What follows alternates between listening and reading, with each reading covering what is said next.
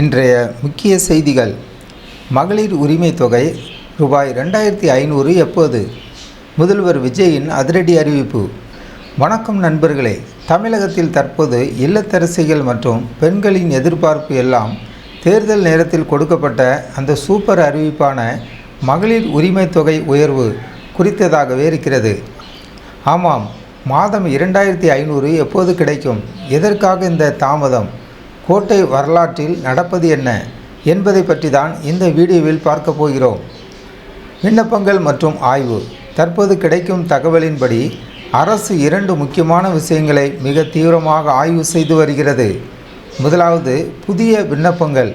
ஏற்கனவே தகுதியுள்ள பெண்கள் பலர் விடுபட்டிருக்கலாம் என்பதால் புதிய விண்ணப்பங்களுக்கு மீண்டும் ஒரு வாய்ப்பு கொடுக்கலாமா என்று அரசு யோசித்து வருகிறது.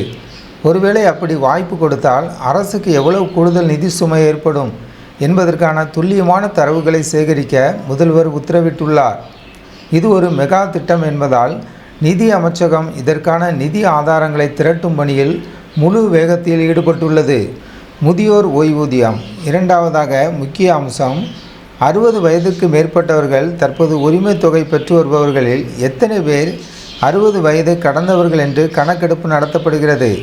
இவர்களை முதியோர் ஓய்வூதிய திட்டத்திற்கு மாற்றினால் அரசுக்கு நிதி மேலாண்மை எப்படி இருக்கும்? பெண்களுக்கு தடையில்லாமல் 2500 வழங்க இது ஒரு மாற்று பாதையாக அமையுமா என்பது குறித்தும் அதிகாரிகள் தீவிரமாக ஆராய்ந்து வருகிறார்கள். முடிவு மற்றும் எதிர்பார்ப்பு.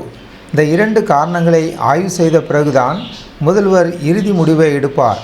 ஜூலை மாதம் வரவிருக்கும் தமிழக பட்ஜெட்டில் இது குறித்த அதிகாரப்பூர்வமான அறிவிப்பு வர அதிக வாய்ப்புகள் இருப்பதாக நம்பப்படுகிறது.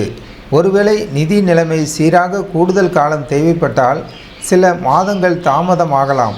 எது எப்படியோ, தமிழக பெண்களின் பொருளாதார முன்னேற்றத்திற்கான இந்த அறிவிப்பிற்காக நாம் காத்திருப்போம். இது குறித்த உங்கள் கருத்துக்களை கமெண்டில் சொல்லுங்கள். ஜாய்ஸ் டிவி சேனலுக்கு புதியவராக இருந்தால் ஜாய்ஸ் டிவி சேனலை சப்ஸ்கிரைப் பண்ணுங்கள்.